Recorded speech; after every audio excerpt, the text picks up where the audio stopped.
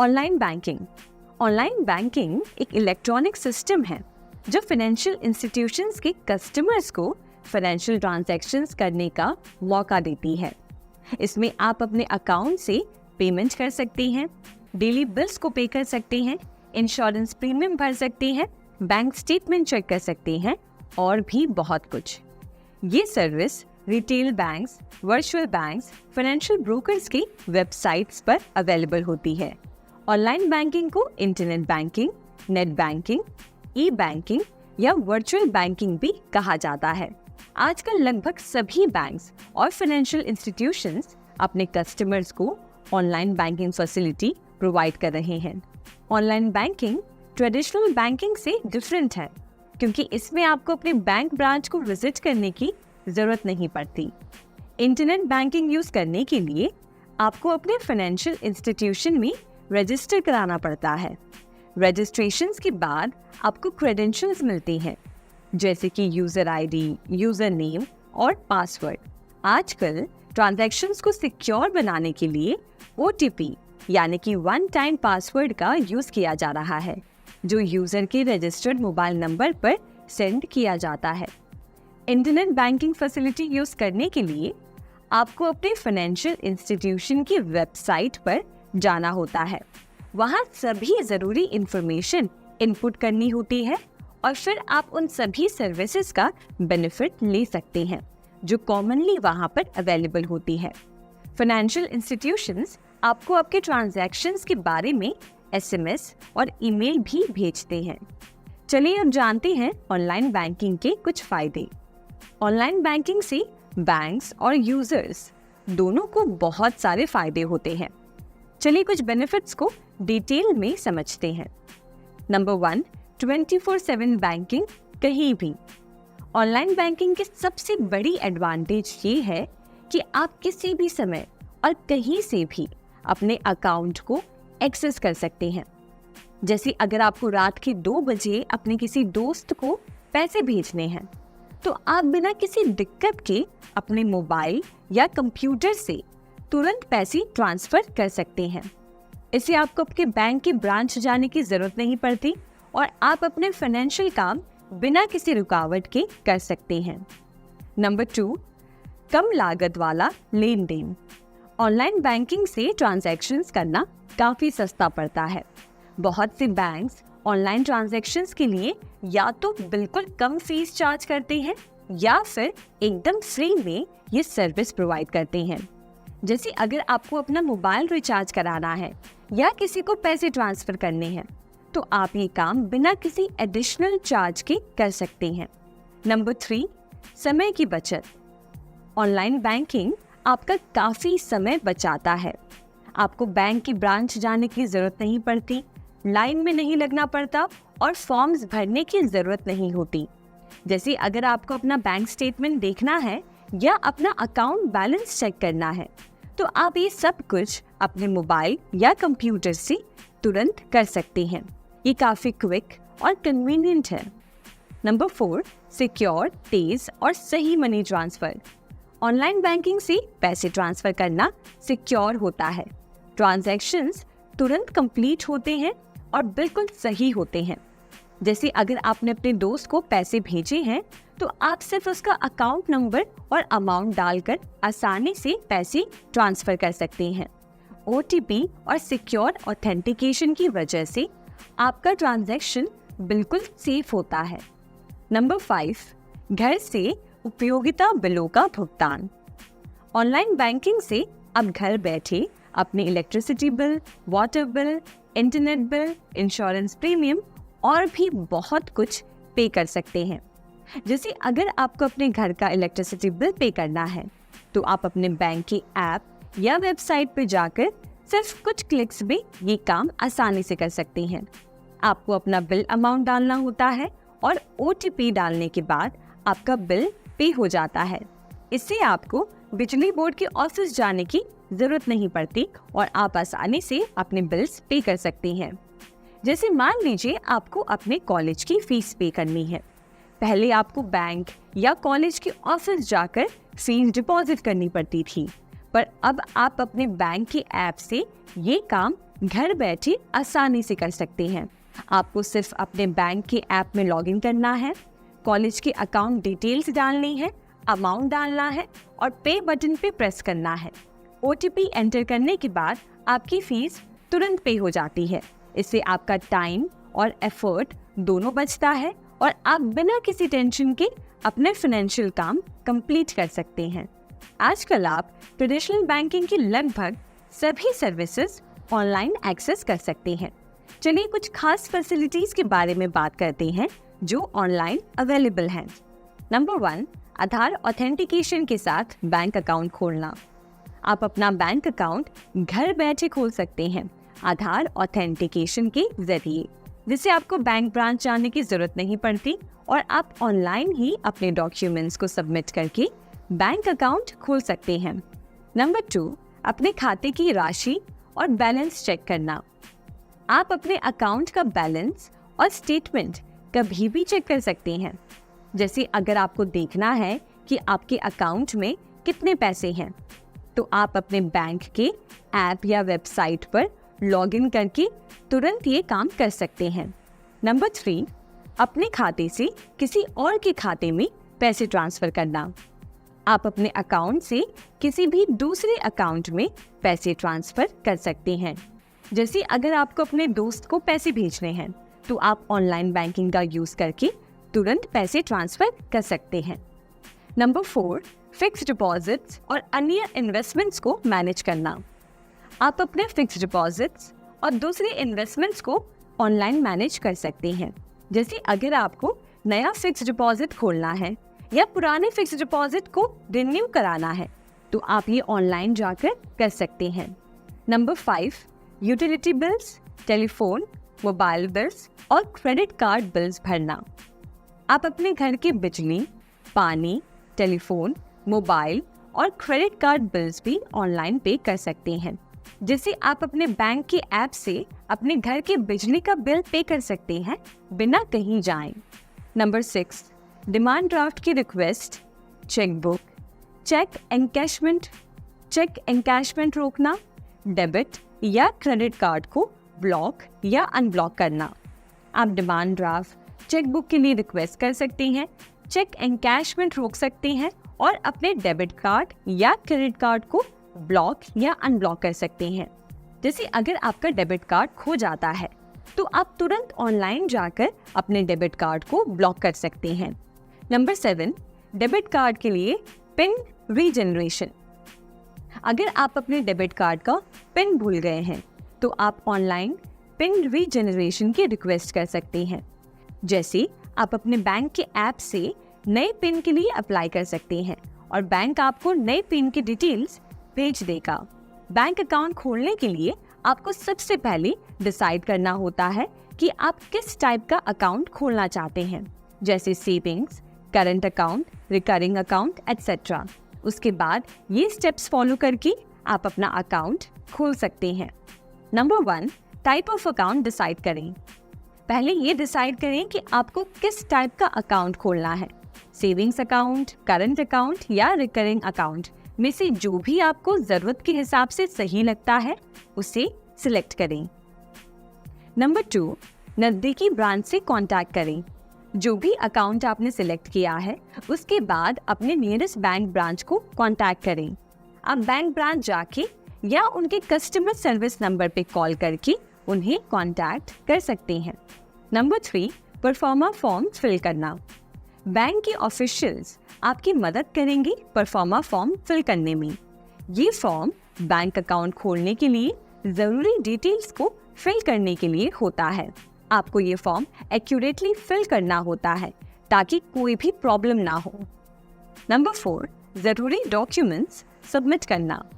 Form fill करने के बाद बैंक ऑफिशियल्स आपको डॉक्यूमेंट्स की लिस्ट देंगी जो अकाउंट खोलने के लिए रिक्वायर्ड हैं।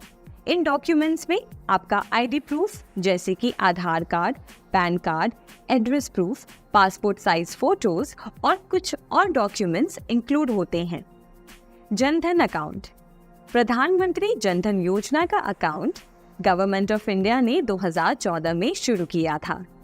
ये एक नेशनल प्रोग्राम है जो फाइनेंशियल सर्विसेज जैसे savings, deposit bank account, remittance, credit, insurance, pension को इकोनॉमिकली वीकर सेक्शन तक अफोर्डेबल तरीके से पहुंचाता है। जनधन अकाउंट खोलने के लिए कुछ इम्पोर्टेंट डॉक्यूमेंट्स की ज़रूरत होती है। आधार कार्ड। अगर आपके पास आधार कार्ड या आधार नंबर है तो दूसरे डॉक्यूमेंट्स की ज़रूरत नहीं पड़ती। अगर आपका एड्रेस चेंज हो गया है तो करंट एड्रेस का सेल्फ सर्टिफिकेशन ही काफ़ी है। अन्य वैलिड डॉक्यूमेंट्स। अगर आपके पास आधार कार्ड नहीं है तो आपको इनमें से कोई भी एक वैलिड डॉक्यूमेंट जमा कराना होता है, जैसे कि voter ID, driving licence, PAN card, passport या नरेगा कार्ड। अगर इन डॉक्यूमेंट्स में आपका एड्रेस भी मेंशन्ड है तो ये आइडेंटिटी और एड्रेस प्रूफ दोनों के रूप में काम आता है। अगर किसी के पास ऊपर दिए गए वैलिड डॉक्यूमेंट्स नहीं हैं, पर बैंक ने उस व्यक्ति को लो रिस्क कैटेगरी में रखा है, तो उस व्यक्ति को अकाउंट खोलने के लिए इनमें से कोई भी डॉक्यूमेंट जमा कराने की अनुमति दी जाती है, जैसे कि सेंट्रल या state government departments, statutory regulatory authority, public sector undertakings, scheduled commercial banks और पब्लिक फाइनेंशियल इंस्टीट्यूशंस द्वारा एप्लीकेंट के पिक्चर के साथ इशू किया गया आइडेंटिटी कार्ड। दूसरा विकल्प, गेजेटेड ऑफिसर द्वारा अटेस्टेड एप्लीकेंट के फोटो के साथ इशू किया गया डॉक्यूमेंट।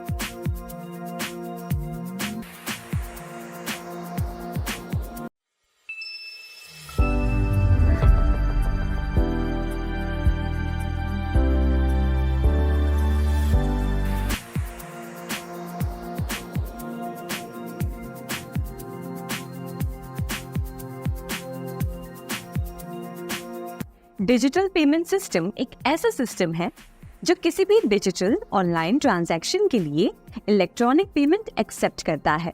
डिजिटल पेमेंट आप debit card, credit card, net banking, mobile wallet या किसी भी दूसरे पेमेंट मेथड का यूज करके कर सकते हैं। इंडिया में कई डिजिटल पेमेंट प्लेटफॉर्म्स और पेमेंट गेटवेज अवेलेबल हैं जो ऑनलाइन या डिजिटल पेमेंट की फैसिलिटी प्रोवाइड करते हैं। ये डिजिटल पेमेंट प्लेटफॉर्म्स या पेमेंट गेटवेज मर्चेंट्स के द्वारा यूनिफाई किए जाते हैं ताकि कस्टमर्स आसानी से अलग अलग पेमेंट मेथड्स का यूज करके आइटम्स खरीद सकें और पेमेंट कर सकें। इस सेक्शन में हम credit card, debit card, net banking, RuPay card और POS मशीन के बारे में जानेंगे। क्रेडिट कार्ड एक छोटा प्लास्टिक कार्ड होता है जो किसी बैंक या किसी दूसरे फाइनेंशियल इंस्टीट्यूशन के द्वारा इशू किया जाता है। इस कार्ड की मदद से यूजर प्रोडक्ट्स और सर्विसेज को क्रेडिट पर खरीद सकते हैं। ये इलेक्ट्रॉनिक मनी का सबसे आसान रूप है और अंतर्राष्ट्रीय स्तर पर भी व्यापक रूप से इस्तेमाल होता है।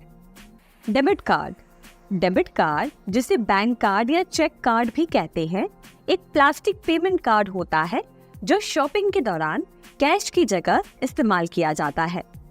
ये क्रेडिट कार्ड के समान होता है, लेकिन क्रेडिट कार्ड के विपरीत इसमें रकम सीधे आपके बैंक अकाउंट से डेबिट हो जाती है। RuPay card payment. RuPay card national payments corporation of India NPCI के द्वारा लॉन्च किया गया एक इंडियन डोमेस्टिक कार्ड स्कीम है। ये कार्ड हर नागरिक को सुरक्षित, सिंपल और low cost payment method provide करता है। रुपे नाम रुपी और पेमेंट का कॉम्बिनेशन है जो इस कार्ड की प्योरली इंडियन होने को दर्शाता है। ये एक राष्ट्रीय स्तर पर डेबिट कार्ड है। इसका उद्देश्य देश भर में अलग अलग पेमेंट मेथड्स को यूनिफाई करना है। Internet banking. आपके बैंक के इंटरनेट बैंकिंग का इस्तेमाल इंडिया में सबसे लोकप्रिय मेथड है। ये बिल्कुल वैसे ही है जैसे डेबिट कार्ड का यूज करके शॉपिंग करते हैं। बस अंतर इतना है कि इंटरनेट बैंकिंग में आपके बैंक अकाउंट में लॉगिन करना पड़ता है। इस केस में भी शॉपिंग हो जाने के बाद खर्चा हुई रकम तुरंत डेबिट हो जाती है। पीओएस टर्मिनल एक इलेक्ट्रॉनिक डिवाइस है जो रिटेल आउटलेट्स पर कार्ड के द्वारा पेमेंट करने के लिए यूज होता है। ये टर्मिनल आमतौर पर सभी प्रकार के क्रेडिट कार्ड्स और डेबिट कार्ड्स एक्सेप्ट करता है और निम्नलिखित ट्रांजैक्शंस करता है। नंबर 1, यूजर की क्रेडिट या डेबिट कार्ड की जानकारी पढ़ता है। नंबर 2, देखता है कि यूजर के अकाउंट में पर्याप्त बैलेंस है या नहीं। नंबर 3, यूजर के अकाउंट से रिटेलर के अकाउंट में रकम ट्रांसफर करता है। नंबर 4, ट्रांजैक्शन को रिकॉर्ड करता है और रिसीट प्रिंट करता है। अब हम देखेंगे कि कैसे आप कोई भी ट्रांजैक्शन क्रेडिट कार्ड का यूज करके कर सकते हैं। तो अभी आप स्क्रीन पर देखेंगे मैं एक ई-कॉमर्स प्लेटफॉर्म पे हूँ और अब बारी है पेमेंट करने की। तो पेमेंट करने के लिए आप देखेंगे कई सारे ऑप्शंस होंगे, credit card, debit card, net banking या फिर यूपीआई एप्स। तो यहाँ पर हम देखते हैं कि कैसे हम क्रेडिट कार्ड से पेमेंट कर सकते हैं। हम जैसे क्रेडिट कार्ड से पेमेंट करना चाह रहे हैं तो हम सिलेक्ट करेंगे क्रेडिट और डेबिट कार्ड। सिलेक्ट करने के बाद हमें हमारी कार्ड डिटेल्स एंटर करनी है।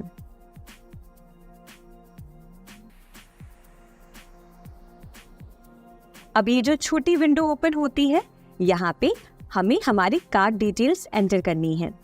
Card number, nickname, expiry date.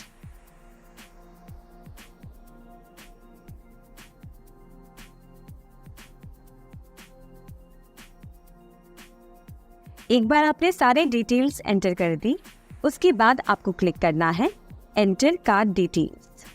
अगले विंडो में हमें CVV नंबर एंटर करना है। CVV यानी कि कार्ड वेरिफिकेशन वैल्यू। ये कार्ड के पीछे 3 अंकों का एक वैल्यू होता है जिसे एंटर करने के बाद हम हमारे कार्ड को वेरीफाई कर सकते हैं। हमने हमारे कार्ड की डिटेल्स एंटर कर दी है। अब हम इस पेमेंट मेथड को सिलेक्ट करेंगे। अगले स्टेप में आप देखेंगे तो पेमेंट मेथड यहाँ पर सिलेक्ट हो चुका होगा। अब इसके बाद हमें पेमेंट कंफर्म करना है। जैसे ही आप कंफर्मेशन पे क्लिक करते हैं, उसके बाद एक विंडो ओपन होती है जिसमें आपको OTP एंटर करना होगा। ये OTP आपके रजिस्टर्ड मोबाइल नंबर पर आपको रिसीव होगा। OTP एंटर करने के बाद सबमिट पे क्लिक करें। इस तरीके से आप आसानी से अपने क्रेडिट कार्ड का इस्तेमाल कर पेमेंट्स कर सकते हैं। अब हम देखेंगे कि कैसे आप एक डेबिट कार्ड का यूज करके ऑनलाइन पेमेंट्स कर सकते हैं। जैसे हमने क्रेडिट कार्ड में किया, वैसे ही वही सेम स्टेप्स हमें डेबिट कार्ड के लिए फॉलो करने हैं। आप स्क्रीन पर देखेंगे तो यहाँ पर पेमेंट मेथड्स पे क्रेडिट और डेबिट कार्ड का ऑप्शन है। हम इस ऑप्शन को क्लिक करेंगे। उसके बाद एंटर कार्ड डिटेल्स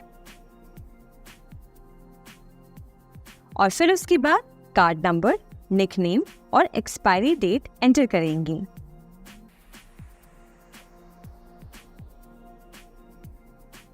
क्लिक करेंगे enter card details. Next step में हमें CVV नंबर एंटर करना है।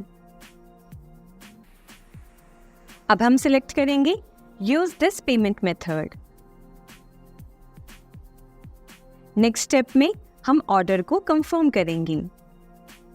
ऑर्डर को कंफर्म करने के बाद बारी आती है OTP एंटर करने की। OTP एंटर करने के बाद हम कंफर्म पे क्लिक करेंगे और ऐसे आसानी से हम डेबिट कार्ड से पेमेंट कर सकते हैं। अब चलिए देखते हैं कि कैसे आप एक नेट बैंकिंग पेमेंट कर सकते हैं। उसके लिए हम स्क्रीन पर आ जाते हैं और जिस तरीके से हमने क्रेडिट और डेबिट कार्ड सिलेक्ट किया था, वैसे ही आप देखेंगे तो एक नेट बैंकिंग का ऑप्शन है। हम नेट बैंकिंग पे क्लिक करेंगे। क्लिक करने के बाद चूज एन ऑप्शन पे क्लिक करेंगे अब यहाँ से हम हमारा बैंक सिलेक्ट करेंगे। सिलेक्ट करने के बाद हम क्लिक करेंगे यूज दिस पेमेंट मेथड। जैसे कि आप देख सकते हैं कि पेमेंट मेथड में नेट बैंकिंग सिलेक्ट हो गया है। अब हम हमारे ऑर्डर को कंफर्म करेंगे। अगले स्टेप में हम हमारे बैंक के पेज पर आ जाते हैं जिसमें हमें लॉगिन करना है। यूजर आईडी या मोबाइल नंबर के थ्रू हम लॉगिन कर सकते हैं। नेक्स्ट स्टेप में हमें डेबिट कार्ड पिन एंटर करना है। अब क्लिक करेंगे गेट OTP। अब हमारे रजिस्टर्ड मोबाइल नंबर पे जो OTP आया होगा वो हमें यहाँ पर एंटर करना है। फिर हम क्लिक करेंगे लॉगिन पर। नेक्स्ट स्टेप में हमें पेमेंट डिटेल्स कंफर्म करनी है और पे पर क्लिक करना है। पेमेंट पे क्लिक करने के बाद आप देखेंगे हमारी पेमेंट सक्सेसफुल है। इस तरीके से हम नेट बैंकिंग का इस्तेमाल करके ऑनलाइन पेमेंट्स कर सकते हैं।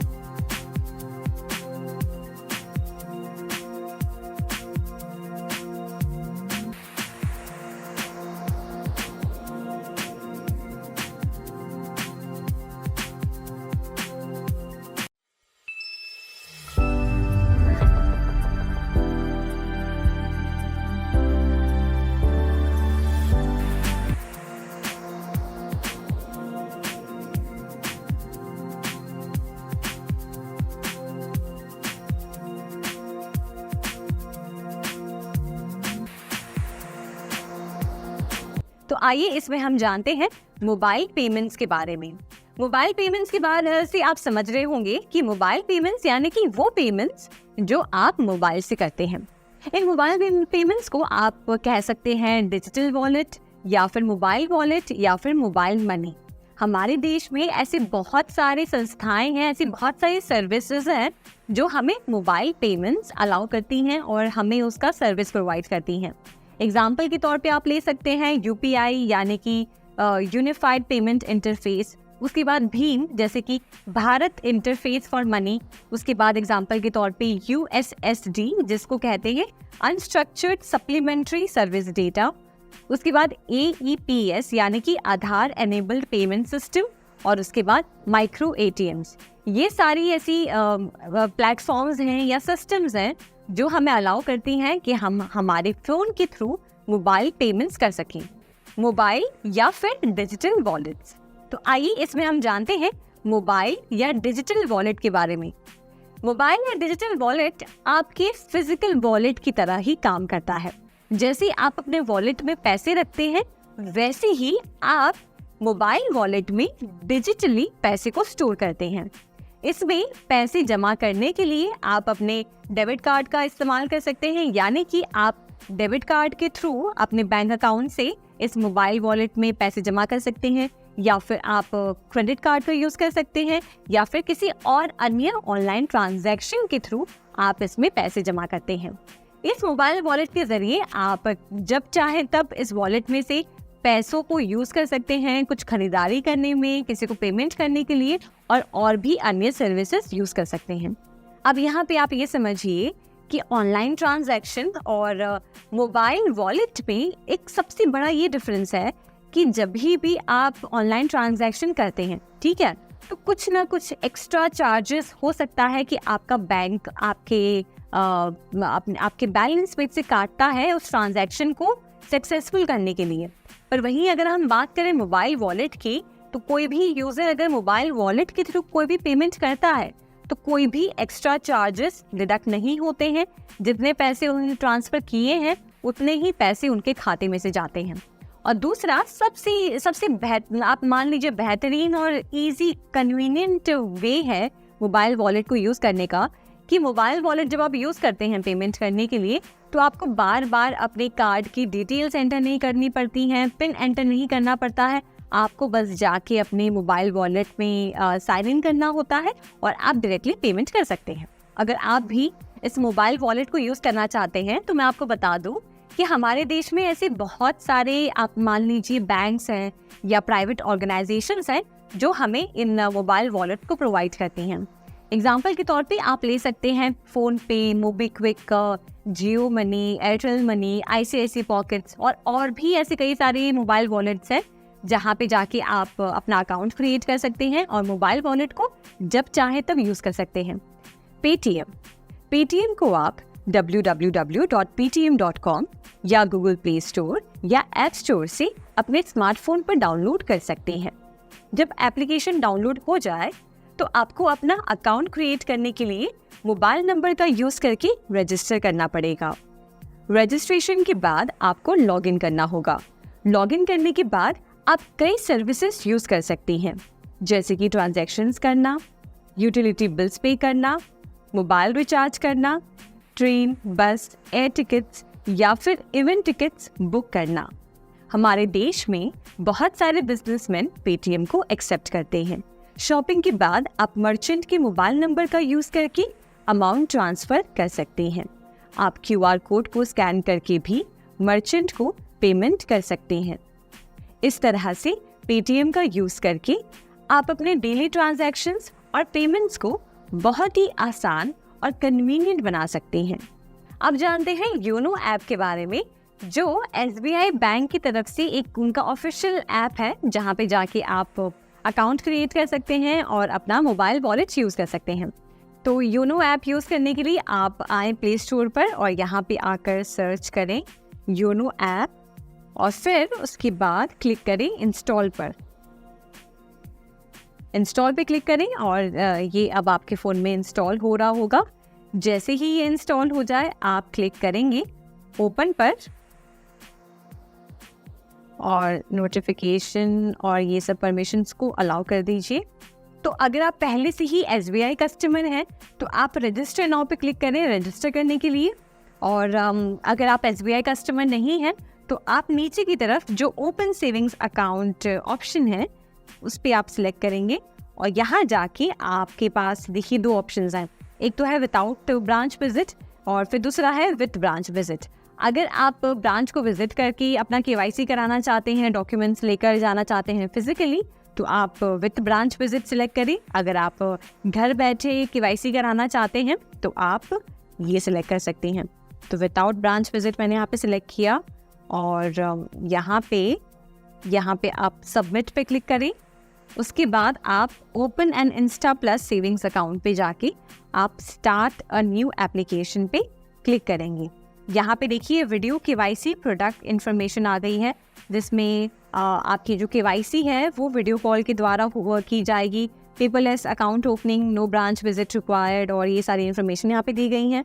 हम यहाँ पे इस पे चेक मार्क पे क्लिक करेंगे और फिर उसके बाद नेक्स्ट पे क्लिक करेंगे और यहाँ पे आपके अकाउंट ओपनिंग के लिए यहाँ पे देखिए प्रोसेस दे दिया गया है कि जिसमें आपको ऐप इंस्टॉल करना है, मोबाइल नंबर डालना है और वेरीफाई करना है OTP और ये सब। तो हम यहाँ पे नेक्स्ट पे क्लिक करेंगे और यहाँ पे आपको अपना मोबाइल नंबर एंटर करना है। यहाँ पे आप अपना मोबाइल नंबर एंटर करेंगे। देखिए मैं अपना मोबाइल नंबर एंटर कर रही हूँ। यहाँ पर जाकर आप अपनी ईमेल ID एंटर कर सकते हैं, ये ऑप्शनल है, अगर आप चाहें तो आप इसे स्किप कर सकते हैं। मैंने यहाँ एंटर कर दिया है। उसके बाद हम क्लिक करेंगे सबमिट पे। जैसे ही हम सबमिट पे क्लिक करते हैं तो आपका जो मोबाइल नंबर है उस पर एक OTP रिसीव हुआ होगा, वो OTP आपको यहाँ पे डालना है। तो हम हमारे फ़ोन में चेक करेंगे OTP क्या है और यहाँ से मैं OTP एंटर कर रही हूँ। एक OTP हमारे मोबाइल पे आया है और एक OTP हमारे मेल पे आया है। तो हम मेल में जाके चेक करेंगे कि मेल में कौन सी OTP रिसीव हुई है। तो यहाँ पे हम मेल में जो OTP रिसीव हुई है वो इंसर्ट करेंगे और उसके बाद सबमिट पे क्लिक करेंगे। सबमिट पे आप क्लिक करेंगे तो यहाँ पे देखिए ये ऑप्शन आ रहा है, please create your application password, minimum 8 characters with combination of letters in upper and lower case, digits and special characters. तो यहाँ पे आपको अपना एप्लीकेशन पासवर्ड डालना है। समझिए मैंने पासवर्ड एंटर किया। यहाँ पे सिक्योरिटी क्वेश्चन में आप क्लिक करें तो यहाँ पे देखिए आपको ऑप्शंस में से सिलेक्ट करना होगा कि which is the website you rarely visit, which adventurous sport does your father enjoy, which book do you children like. तो इसमें से आप कुछ भी ऑप्शन सिलेक्ट कर सकते हैं। हम यहाँ पे जो भी सिक्योरिटी क्वेश्चन है उसे सिलेक्ट करके हम सिक्योरिटी आंसर यहाँ पे प्रोवाइड कर सकते हैं और उसके बाद आप नेक्स्ट पे सिलेक्ट करें, ओके पे क्लिक करेंगे और यहाँ पे आप चाहें तो अपने पासवर्ड को सेव कर सकते हैं। हम यहाँ पे नॉट नाउ पे क्लिक करेंगे और यहाँ पे देखिए अकाउंट ओपनिंग के लिए 2 ऑप्शंस आ गए हैं। आप CRS डिक्लेरेशन फॉर्म को क्लिक करेंगे इसके चेक बॉक्स पे और उसके बाद आपको ये सारे कंसेंट्स जो है अग्री करने हैं। अब इसके बाद जाकर आपको एंटर करना है अपना आधार नंबर और VID नंबर। आप यहाँ पे जाके अपना आधार नंबर एंटर करें। तो मैं अपना आधार नंबर यहाँ पे एंटर कर देती हूँ, गेट OTP। और अब आपका आधार कार्ड जिस मोबाइल नंबर के साथ लिंक्ड है उस पर एक OTP रिसीव होगा, आपको वो OTP एंटर करना है। अब जैसे ही आप अपना OTP एंटर करते हैं आप देखेंगे कि आपका अकाउंट SBI के साथ ओपन हो गया है और अब आप योनो ऐप के थ्रू उनका मोबाइल वॉलेट यूज़ कर सकते हैं और अपने अकाउंट में पैसे ट्रांसफ़र कर सकते हैं। योनो एप्लीकेशन से स्टेटमेंट डाउनलोड करने के लिए आप सबसे पहले एप्लीकेशन में जाएं, अपना MPIN एंटर करें। MPIN एंटर करने के बाद अकाउंट्स पे टैप करें। अकाउंट्स पे जाने के बाद आप अकाउंट को सिलेक्ट करें और ट्रांजैक्शन में जाएं। ट्रांजैक्शन डिटेल्स में आप देखिए कि स्टेटमेंट डाउनलोड करने की जो ऑप्शन है वो आपको नज़र आ रही होगी।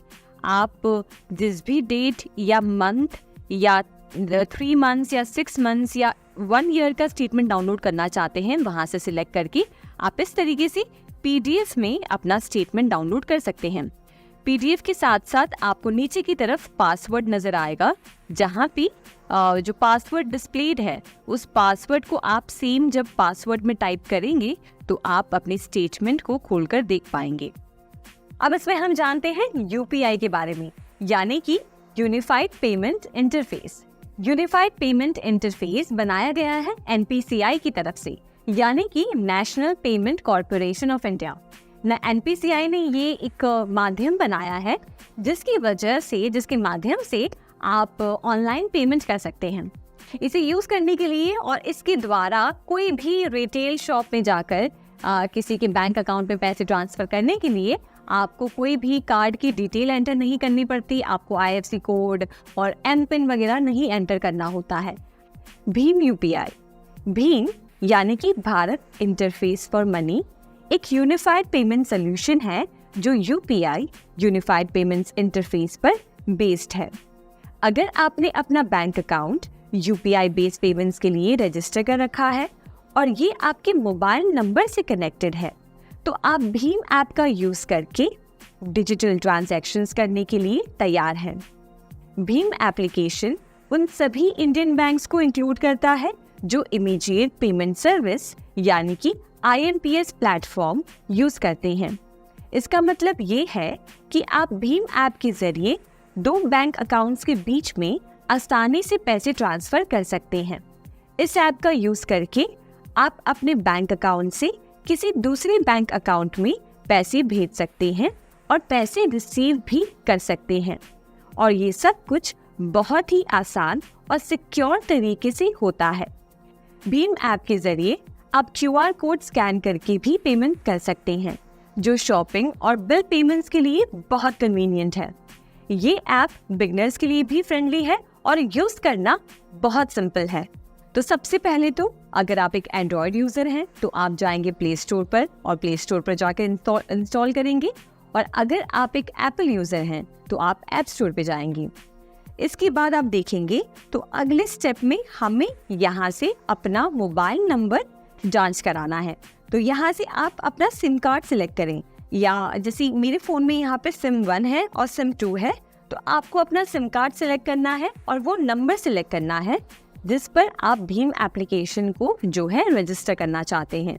तो अब देखिए मैं यहाँ से सिम सिलेक्ट करूँगी। सिलेक्ट करने के बाद आपको जो है आगे बढ़ी पर क्लिक करना है। क्लिक करने के बाद अब यहाँ पे मोबाइल नंबर सत्यापित करने की स्टेप्स आएंगे, जैसे कि सबसे पहले तो आपको एक OTP रिसीव होगा। उन स्टेप्स के बाद अब आप देखेंगे तो यहाँ पे ऑटोमेटिकली OTP जनरेट हो गया है। अब यहाँ जैसे ही आप अपना मोबाइल नंबर रजिस्टर करते हैं, अब बारी आती है पासवर्ड रजिस्टर कराने की, यानी कि एक 4 अंकों का पासवर्ड जिसे आप यूज करेंगे अपने भीम एप्लीकेशन को ओपन करने के लिए। तो यहाँ पे आप जो भी नंबर डालना चाहते हैं वो आप नंबर डालें और अपना पासवर्ड रजिस्टर करवाएं। अब जैसे ही आप अपना पासवर्ड रजिस्टर करते हैं, उसके बाद आपको नीचे की तरफ जो टिक मार्क का साइन है उस पे क्लिक करना है। टिक मार्क पे क्लिक करते ही अब आपको सिलेक्ट करना है कि आप बैंक खाते के साथ शुरू करना चाहते हैं या फिर आप रुपे क्रेडिट कार्ड के साथ शुरू करना चाहते हैं। तो जैसे कि हम बैंक खाते के साथ शुरू करना चाहते हैं तो हम बैंक खाता सिलेक्ट करेंगे। अब अगले स्टेप में आपको अपना बैंक यहाँ से ढूंढना है। तो जिस भी बैंक में आपका अकाउंट है वो आप ऐसे स्क्रॉल करके सर्च कर सकते हैं या फिर आप यहाँ पे टाइप कर सकते हैं। तो जैसे मान लीजिए मैंने अपना बैंक जो है यहाँ से सिलेक्ट किया, और जैसे ही आप अपना बैंक सिलेक्ट करते हैं आप देखेंगे कि आपके बैंक के साथ जो खाता जुड़ा है उसकी इंफॉर्मेशन यहाँ पर स्क्रीन पर आ जाती है। अगर आपको अपना बैंक चेंज करना है तो आप बदले वाले ऑप्शन पे जाके अपना बैंक चेंज कर सकते हैं, या फिर जो यहाँ पे बैंक अकाउंट दिखा रहा है उसके साथ आप आगे बढ़ना चाहते हैं तो आप उसे सिलेक्ट करें। और यहाँ आप देखेंगे कि जैसे ही हम सारे स्टेप्स को फॉलो करते हैं तो आप अब तैयार हैं अपने फ़ोन में भीम UPI ऐप को यूज़ करने के लिए। तो आप सबसे पहले देखेंगे तो यहाँ पे काफ़ी सारे ऑप्शंस हैं, काफ़ी सारे सर्विसेज हैं। जैसे कि अगर आप मोबाइल नंबर से या UPI पर आप पेमेंट करना चाहते हैं तो आप पहला ऑप्शन सिलेक्ट करेंगे। अगर आप बैंक को पैसे भेजना चाहते हैं बैंक के द्वारा तो आप सेकेंड ऑप्शन सिलेक्ट करेंगे। वैसे ही अगर आप अनुरोध स्वीकार करना चाहते हैं यानी कि पेमेंट रिसीव करना चाहते हैं तो आप तीसरा ऑप्शन सिलेक्ट करेंगे, या फिर आप QR कोड के जरिए जो है पैसे भेजना चाहते हैं या रिसीव करना चाहते हैं तो आप माई QR कोड पे जाएंगे। तो अगर आप माई QR कोड पे क्लिक करते हैं तो यहाँ पे देखेंगे कि आपके सामने एक बार कोड है। ये एक black and white bar code है जो आप यूज़ कर सकते हैं पेमेंट रिसीव करने के लिए। जैसे फॉर एग्जांपल अगर आप ये बार कोड किसी के साथ व्हाट्सएप पे शेयर करते हैं और वो व्यक्ति, सामने वाला व्यक्ति इस बार कोड को स्कैन करके जब पेमेंट करता है तो वो पेमेंट आपको रिसीव होती है। तो ये स्पेशली आपका बार कोड है। आप जब पेमेंट रिसीव करना चाहते हैं तो आप इस बार कोड को शेयर करके भी कर सकते हैं। इसी की तरह अगर आप किसी और को पैसे भेजना चाहते हैं उनका बार कोड इस्तेमाल करके तो वो भी आप कर सकते हैं। आप एप्लीकेशन में नीचे की तरफ देखें एक स्कैन का ऑप्शन है, तो यहाँ पे आप स्कैन पे क्लिक करें और स्कैन पे जैसे आप क्लिक करेंगे आप देखेंगे कि एक कैमरा ओपन हो जाएगा। तो जिस भी बार कोड को आप पेमेंट करना चाहते हैं उस बार कोड को आप बस जाकर स्कैन करें और स्कैन करते ही आप अमाउंट डाल सकते हैं। उसके बाद आप अपना बैंक अकाउंट सिलेक्ट करें और उसके बाद क्लिक करें भेजें।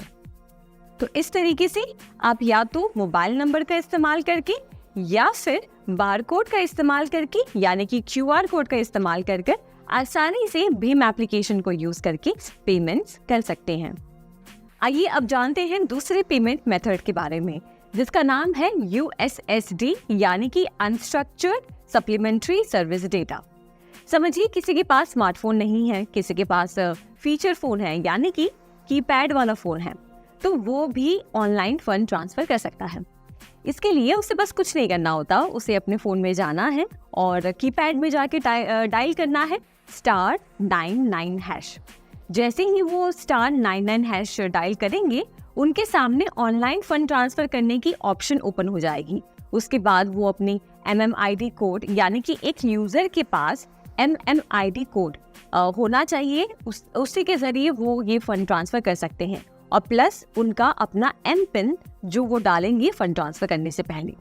आप एक बात ये समझिए कि जो भी टेलीकॉम सर्विसेज हैं, चाहे हम कोई भी कंपनी की बात करें, जियो, एयरटेल और BSNL, ये सारी सर्विस प्रोवाइडर्स ये फैसिलिटी प्रोवाइड करते हैं। हो सकता है आपके बैंक के हिसाब से उसकी लिमिट जो है थोड़ी सी ऊपर नीचे हो, किसी के बैंक में USSD फंड ट्रांसफ़र करने की लिमिट ज़्यादा हो, किसी के बैंक में कम हो, तो वो बैंक टू बैंक डिपेंड करता है कि कितना लिमिट है। पर आपको ये जानना चाहिए कि एक फीचर फ़ोन के द्वारा भी आप फंड ट्रांसफ़र कर सकते हैं इस फैसिलिटी को यूज़ करके। अब अगर आप अपने फ़ोन में इस सर्विस को यूज़ कर रहे हैं, अगर आपने ओपन किया है, तो आप देखेंगे कि उसमें और भी कई सारी सुविधाएं आपको मिलती हैं। सबसे पहले तो हमारा जो मेन मकसद है फ़ंड ट्रांसफ़र करने का, आप फ़ंड ट्रांसफ़र कर सकते हैं। फिर दूसरा, आप मिनी स्टेटमेंट निकाल सकते हैं अपने बैंक अकाउंट का। उसके बाद आप बैलेंस चेक कर सकते हैं कि अभी वर्तमान में आपके बैंक अकाउंट में कितना बैलेंस बचा है। उसके बाद आप चेक कर सकते हैं, OTP जनरेट कर सकते हैं, MPIN चेंज कर सकते हैं, और भी कई सारे सर्विसेज अवेलेबल है। तो अगर आप एक फीचर फ़ोन यूज़र हैं तो इस सर्विस को ज़रूर ट्राई करें और देखें कि आपके लिए भी फ़ंड ट्रांसफ़र अब पॉसिबल है। अब आइए हम दूसरे पेमेंट मेथड के बारे में जानते हैं, जिसे कहते हैं AEPS, यानी कि आधार एनेबल्ड पेमेंट सिस्टम। अब इसको आप इस तरीके से समझिए कि ये एक ऐसा माध्यम है जिसके ज़रिए आप अपने आधार कार्ड की ऑथेंटिकेशन, यानी कि अपनी आधार कार्ड से जो आपका बैंक अकाउंट लिंक्ड है, उसके थ्रू आप बिना किसी डेबिट कार्ड या क्रेडिट कार्ड या UPI सर्विस या USSD को यूज़ किए बिना आप फंड ट्रांसफ़र कर सकते हैं। ये एक छोटा सा मशीन होता है, जैसे हमने POS मशीन्स के बारे में जाना, जिसमें हम डेबिट कार्ड या क्रेडिट कार्ड इंसर्ट करते हैं पेमेंट करने के लिए, वैसा ही एक छोटा सा मशीन होता है जिसे हम कहते हैं माइक्रो ATM। इसमें क्या होता है कि जब आप किसी दुकान में जाते हैं जहाँ पे ये सिस्टम से पेमेंट एक्सेप्ट होता है, तो रिटेलर वहाँ पे उस मशीन में आपका आधार नंबर डायल करता है। ठीक है, उसने आपका आधार नंबर डायल किया, उसके बाद वो अमाउंट एंटर करेंगे जो आपने उनको बताया है। फॉर एग्जांपल, अगर आप उन्हें 1000 रुपये का पेमेंट करना चाह रहे हैं, तो वो आपका आधार नंबर डालेंगे उस स्क्रीन में, उसके बाद वो अमाउंट डालेंगे 1000 रुपये, उसके बाद वो मशीन आपको देंगे और आप अपने फिंगरप्रिंट से उसको मतलब जो है वेरीफाई करके डायरेक्टली आपके आधार कार्ड से जो आपका बैंक अकाउंट लिंक्ड है, वहाँ से पैसे उस रिटेलर के अकाउंट में चले जाते हैं। तो इसके ज़रिए आपको ना किसी डेबिट कार्ड की ज़रूरत पड़ती है, ना किसी क्रेडिट कार्ड की ज़रूरत पड़ती है, और ना ही किसी और UPI या किसी और सर्विसेज की ज़रूरत पड़ती है। आप बस अपने आधार कार्ड के ज़रिए, आधार कार्ड से जो भी बैंक अकाउंट लिंक्ड है, उसके ज़रिए आप डायरेक्टली फ़ंड ट्रांसफ़र कर सकते हैं। अब आपके लिए जानना यहाँ पे ज़रूरी है कि जो AEPS की हम बात कर रहे हैं, उसके लिए मोबाइल एप्लीकेशन भी है। अगर आप मोबाइल एप्लीकेशन चेक करेंगे तो उसमें आप देखेंगे कि काफ़ी सारी सर्विसेज अवेलेबल है। इस सिस्टम के माध्यम से, यानी कि आधार एनेबल पेमेंट सिस्टम के माध्यम से, आप कैश विड्रॉ कर सकते हैं, आप कैश डिपॉजिट कर सकते हैं, बैलेंस की इंक्वायरी कर सकते हैं और फंड्स ट्रांसफ़र कर सकते हैं। तो जैसे कि हमने देखा कि आधार एनेबल पेमेंट सिस्टम एक ऐसा सिस्टम है, एक ऐसा आप समझिए सिस्टम बनाया गया है NPCI की तरफ से, जिसके ज़रिए आप आसानी से फंड ट्रांसफ़र कर सकते हैं अगर आपके पास कोई और सुविधा नहीं है। तो आइए अब जानते हैं गूगल पे के बारे में। गूगल पे जिसे बनाया है गूगल ने, और जबकि ये भले ही गूगल ने बनाया है, पर ये काम करता है NPCI की तरफ से जो UPI सिस्टम बनाया गया है, यानी कि हमारा यूनिफाइड पेमेंट इंटरफेस। इस पे ये एप्लीकेशन काम करता है। आप इस एप्लीकेशन पे जाके फंड ट्रांसफ़र कर सकते हैं, बैलेंस चेक कर सकते हैं, अपनी जो है बिल्स पे कर सकते हैं, और भी कई सारी चीज़ें कर सकते हैं। इसमें आपको यहाँ पे एक बात जाननी चाहिए कि गूगल पे में वो सारी बैंक्स लिस्टेड हैं जो भी भीम UPI सपोर्ट करती हैं या भीम UPI की फैसिलिटी प्रोवाइड करती हैं। तो ये एक और माध्यम है जिसके ज़रिए आप अपने मोबाइल में इस एप्लीकेशन को इंस्टॉल कर सकते हैं, अपना मोबाइल नंबर दर्ज कराकर उन सारे बैंक्स को उस एप्लीकेशन में लिंक कर सकते हैं जो आपके मोबाइल नंबर के साथ कनेक्टेड है और आसानी से आप फंड्स ट्रांसफ़र कर सकते हैं। NEFT यानी कि नेशनल इलेक्ट्रॉनिक फंड्स ट्रांसफ़र एक इलेक्ट्रॉनिक पेमेंट सिस्टम है जो ट्रांजैक्शंस को हाफ आवर बैचेस में प्रोसेस करता है। इससे पैसे डेस्टिनेशन तक पहुंचने में थोड़ा टाइम लग सकता है। ये सर्विस 24/7 अवेलेबल है और किसी भी अमाउंट को ट्रांसफ़र करने के लिए यूज़ किया जा सकता है। वहीं RTGS की बात करें यानी कि रियल टाइम ग्रॉस सेटलमेंट एक high value electronic fund transfer system है जो ट्रांजैक्शंस को रियल टाइम में प्रोसेस करता है। मतलब इसमें पैसे तुरंत ट्रांसफ़र होते हैं।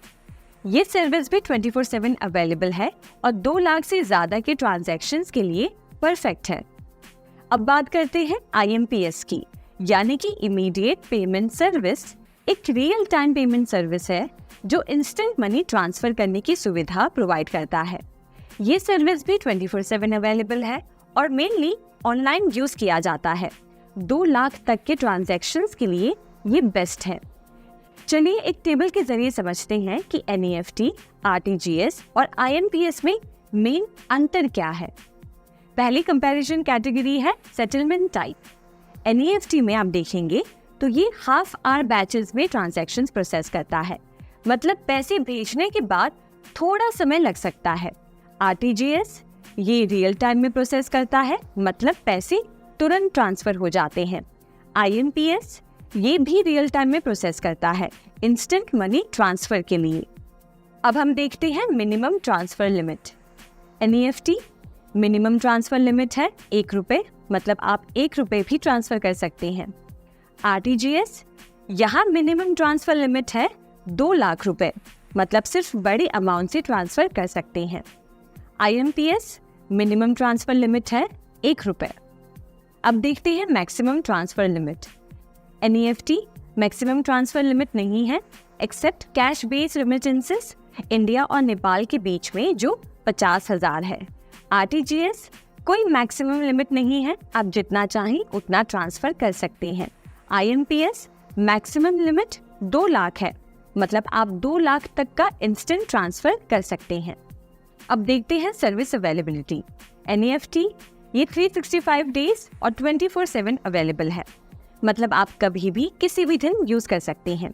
वहीं RTGS में ये भी 365 डेज 24/7 अवेलेबल है। IMPS ये भी सेम 365 डेज 24/7 अवेलेबल है। अब देखते हैं ट्रांजैक्शन चार्जेस। सबसे पहले NEFT में इनवर्ट ट्रांजैक्शंस यानी कि जो पैसे आप रिसीव करते हैं उनके लिए कोई चार्जेस नहीं है। ऑनलाइन ट्रांजैक्शंस भी फ्री है, पर बैंक ब्रांच से पैसे भेजने पर थोड़े चार्जेस लग सकते हैं।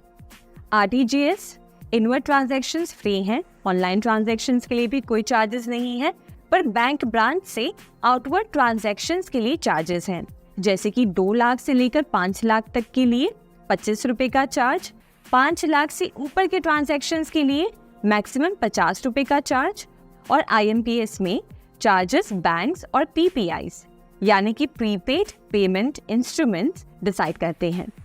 पेमेंट ऑप्शंस NEFT ऑनलाइन और ऑफलाइन दोनों ऑप्शंस अवेलेबल हैं।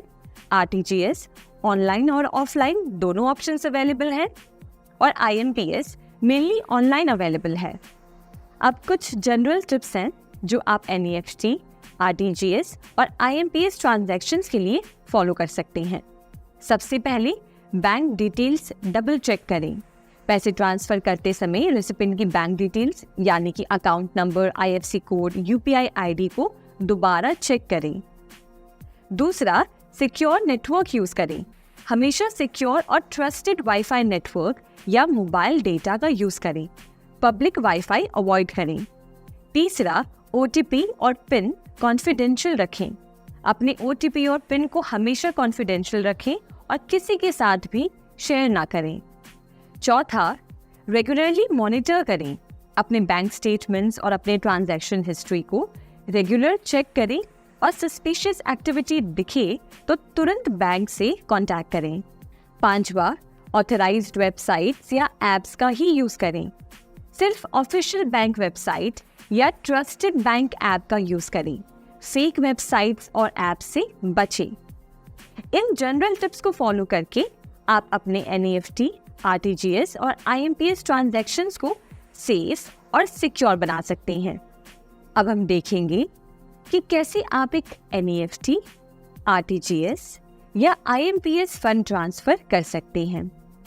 सबसे पहले आपको ऑनलाइन बैंकिंग में जाकर लॉग इन करना है। उसके बाद आप आएंगे फंड ट्रांसफर में। फंड ट्रांसफर में आने के बाद आप पे सिलेक्ट करेंगे।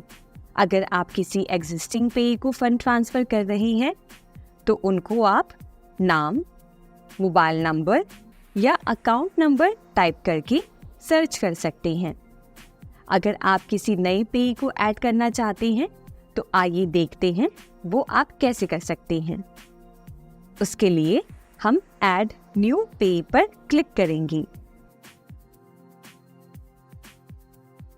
नेक्स्ट पेज पर आप सिलेक्ट करेंगे कि आप सेम बैंक के पे को ऐड करना चाहते हैं या अदर बैंक पे है। अब हमें पे की इंफॉर्मेशन एंटर करनी है, जैसे कि पे अकाउंट नेम, पे nickname, account type, account number और भी कई सारी इंफॉर्मेशन। एक बार आप सारी इंफॉर्मेशन एंटर कर दें, फिर क्लिक करें नेक्स्ट पर। अब आपको पे डिटेल्स को कंफर्म करना है। आप सारी इंफॉर्मेशन चेक कर लें कि क्या सब कुछ सही है। उसके बाद आप क्लिक करें कंफर्म पर। नेक्स्ट स्टेप में आपके मोबाइल नंबर पर एक OTP रिसीव होगा। वो OTP आपको एंटर करना है और एंटर करने के बाद आप क्लिक करेंगे कंफर्म पे। अब आप देख सकते हैं हमने सक्सेसफुली पे ऐड कर दिया है और हम 30 मिनट बाद इनको फंड ट्रांसफर कर पाएंगे। 30 मिनट हो जाने बाद आप आइए फंड ट्रांसफर पे। फंड ट्रांसफर में आने के बाद आप पे का नाम टाइप करें और उन्हें सर्च करें। पे को सिलेक्ट करें। जैसे ही आप पे को सिलेक्ट करते हैं आप ट्रांजैक्शन पेज पर आ जाते हैं। यहाँ से हमें ट्रांजैक्शन डिटेल्स एंटर करनी है। यहाँ पर आप अमाउंट एंटर करेंगे, रिमार्क्स ऐड करेंगे और सेकंड सेक्शन में आप पेमेंट मोड सिलेक्ट करेंगे कि आप IMPS फंड ट्रांसफ़र करना चाहते हैं, NEFT फंड ट्रांसफ़र करना चाहते हैं या RTGS करना चाहते हैं। एक बार आप सिलेक्ट कर लेते हैं, उसके बाद आपको सारी इंफॉर्मेशन चेक करनी है, जैसे कि पे बैंक IFSC कोड, पे बैंक नेम और नीचे आकर फिर आपको सिलेक्ट करना है कि OTP आप कैसे रिसीव करना चाहते हैं, SMS पे, ईमेल पर या कॉल पर, और क्लिक करें प्रोसीड टू पे। नेक्स्ट पेज पर आपको ट्रांजैक्शन डिटेल्स कंफर्म करनी है और उसके बाद आप एंटर करेंगे one time password. One time password enter करने के बाद सबमिट पे क्लिक करें। सबमिट पे जैसे ही आप क्लिक करते हैं तो आपकी फर्स्ट ऑथेंटिकेशन सक्सेसफुल होती है। अब आपको सेकेंड ऑथेंटिकेशन कंप्लीट करना है, जिसके लिए आप ट्रांजैक्शन डिटेल्स कंफर्म करेंगे और नीचे स्क्रॉल डाउन करेंगे तो आपको डेबिट कार्ड के पीछे जो ग्रिड नंबर्स है वो यहाँ पे एंटर करने हैं। एंटर करने के बाद आप सबमिट पे क्लिक करेंगे। जैसे ही आप सबमिट पे क्लिक करते हैं आपकी ट्रांजैक्शन सक्सेसफुल हो जाती है।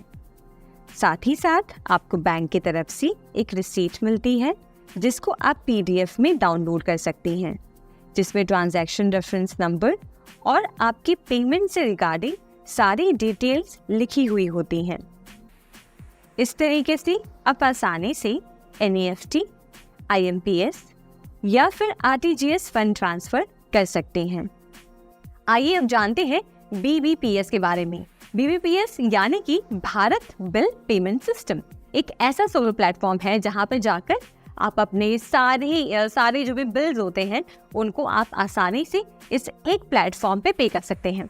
यहाँ पे आप अपने इलेक्ट्रिसिटी बिल का रिचार्ज कर सकते हैं, गैस बिल, अपना landline, broadband, DTH connection, water bill और भी कई तरह के जो बिल्स आते हैं वो आप इस प्लेटफॉर्म पे जाकर पे कर सकते हैं।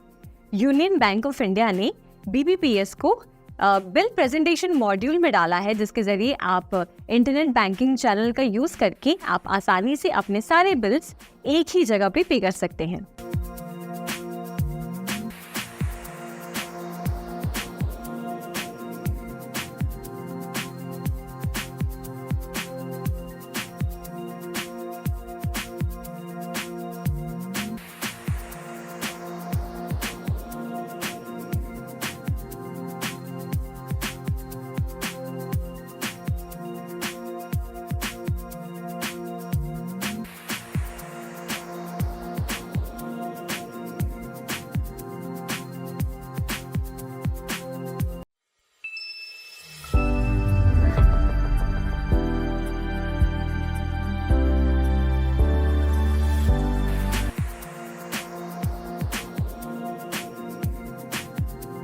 तो आइए अब इसमें हम जानते हैं फास्टैग के बारे में। फास्टैग एक ऐसा ऑनलाइन पेमेंट मेथड है जिसके ज़रिए जो हमारी सरकार है वो टोल टैक्सेस कलेक्ट करती है। जब आप एक टोल प्लाजा से गुजरते हैं तो वहाँ पे फास्टैग का एक काउंटर होता है, जहाँ से आप पास होते हैं तो ऑटोमेटिकली आपके फास्टैग अकाउंट में से टोल टैक्सेस जो भी कटने हैं वो डिडक्ट हो जाते हैं और आप सीमलेस तरीके से अपने टोल टैक्स को पे कर सकते हैं।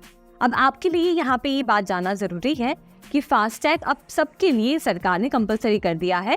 जिनके पास भी 4 पहियों वाली गाड़ी है या 4 पहियों से ज़्यादा वाली जो है गाड़ी है, सबके लिए फास्टैग अब ज़रूरी है। अगर वो टोल प्लाजा से गुजर रहे हैं तो उनको फास्टैग के ज़रिए ही पेमेंट करना होता है। आइए अब जानते हैं कि आखिर ये फास्टैग काम कैसे करता है। आप सबसे पहले आप अगर फास्टैग अकाउंट में जाके रजिस्टर करवाते हैं तो आपके घर पर एक स्टिकर रिसीव होता है।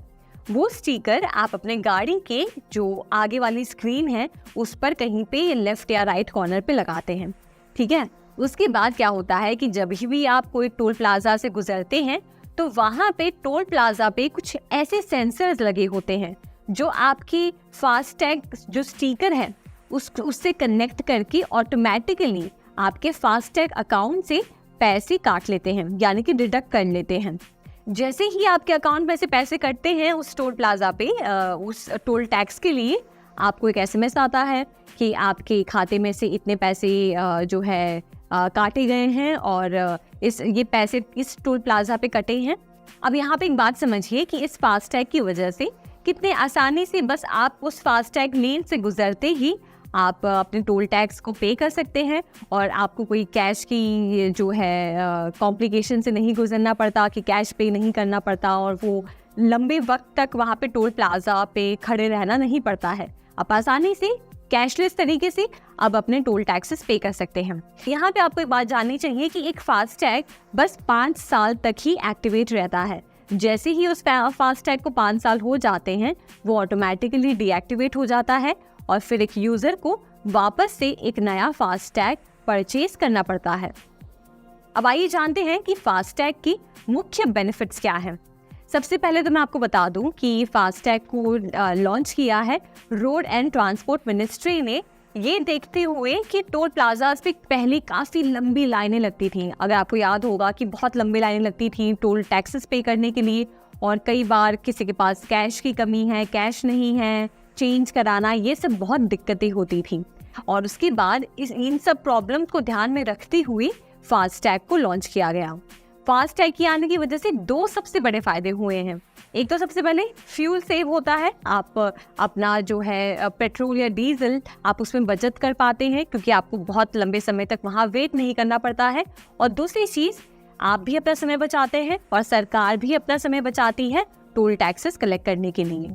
और जैसे कि हमने इससे पहले देखा, फास्टैग SMS सर्विस भी प्रोवाइड करता है कि यानी कि जैसे ही आपके खाते में से टोल टैक्स डिडक्ट होता है तो आपको SMS पे नोटिफिकेशन आ जाता है कि आपके खाते में से इतने पैसे काटे गए हैं। अब अगर हम पूरे देश की बात करें तो हमारे पूरे देश में जितने भी टोल प्लाजाज हैं उसमें 500 से ज़्यादा टोल प्लाजाज में ये फास्टैग एक्सेप्ट होता है। सबसे पहले तो 2014 में इसे शुरू किया गया था अहमदाबाद और मुंबई हाईवे के बीच में।